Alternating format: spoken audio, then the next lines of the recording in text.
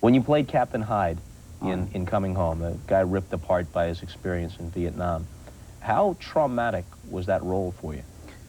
Well, it's still the only role that I cannot watch the end of the movie in. In other words, I don't have trouble watching myself die in a movie, but I'm not a suicide. And I have trouble watching myself take my own life. When I start out across that beach and Tim Buckley starts singing that song, I can't watch it. It's really hard.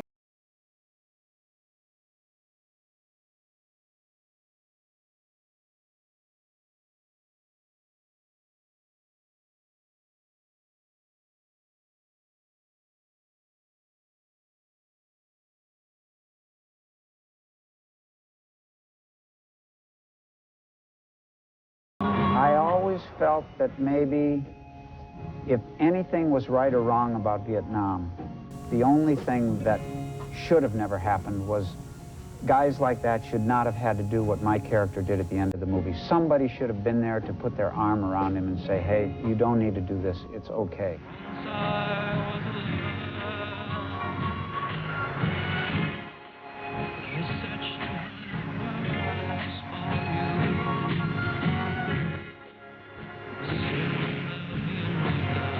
I knew people like that, and I've known, not necessarily in war only, but in life. You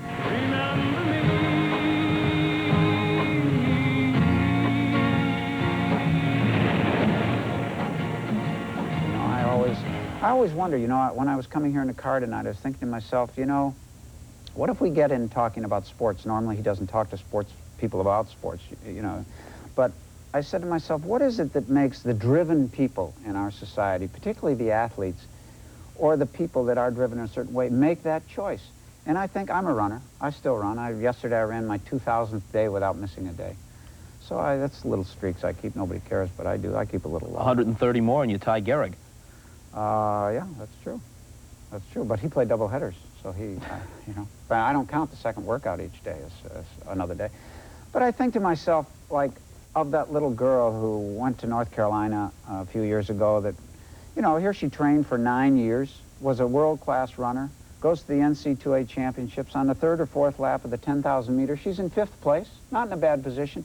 Suddenly a bell goes off in her head. She's not going to win the race, but she's going to finish 5th or 6th. Runs off the track, out of the stadium, out to a railroad bridge, jumps off, and she's paralyzed for the rest of her life. Never stopped, ran right out of the stadium. Why is that? When I grew up, I come from Winnetka, Illinois. We didn't have Little League until the next year of my freshman year in high school.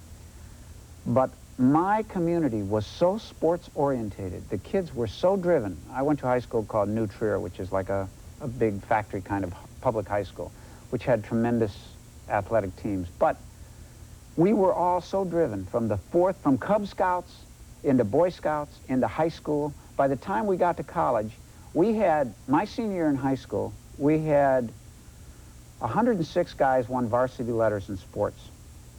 17 were all state. Not one guy except myself got a college letter. And only 9 of us participated in the sport in college. And we all went to college. Just blown out? Burned out. Burnt out. At 18 years old. Let's shift gears here. James Dean had a profound effect on you. You didn't know if you wanted to be an actor, and then Rebel Without a Cause turned it for you? Not Rebel Without a Cause. What turned it for me was sitting in a theater and realizing he was communicating with me. Not me specifically, but everybody in the audience was aware that he was leaping off the screen at them. He was touching them. He was making them say, hey, what is he saying? He was communicating, and I wanted to be a communicator. I desperately wanted to be you. I mean, you weren't there, but I desperately wanted to be, you know, when I started out... Mel Allen or Red Barber or whomever at that time. Yeah, Bob Elson or... Jack Brickhouse. Jack Brickhouse and even the blind guy, what was his name? Ted Husing was a big announcer then. Who was, I think he was blind. Late in his career went blind. And Bill Stern, you know, guys like that. And I wanted to do that, and I went to college, and I, you know, thought I'd be a journalism major. It'd be a good way to get into that, but I didn't have a clue. I didn't have a clue. And you know, I couldn't have kept it alive. lastly, you were in the New York Actors School, Actor studio. Actor Studio, Yeah. with Marilyn Monroe. Well, she was there, yeah, just as an observer. How well did you know her? I sat next to her for about 2 or 3 months while we worked on a project for about 3 weeks together that we never put on anywhere or anything. But I knew her. I probably spent 10 or 12 hours with her, just me and she. And as a sports fan, you couldn't resist asking her about DiMaggio, I guess. Well, I didn't think she understood him, you know, and obviously neither did he. I mean, they went to Tokyo, and, you know, the story is legend. I mean, they got off the plane, and she didn't understand it. I mean, suddenly... She entertained the troops, and she said to him, "Joe, you've never heard such cheering." Yeah. And he said, "Yes, I have." She didn't really understand what he was talking about, you know, and it's funny because he was God. I mean, he was, you know, even today, I don't care who you talk to, they see him all play, whether it's Eric Davis or whoever's the heir apparent today. He did as much as well as anybody that ever came along. I love baseball, and he, to me, is, you measure it by him.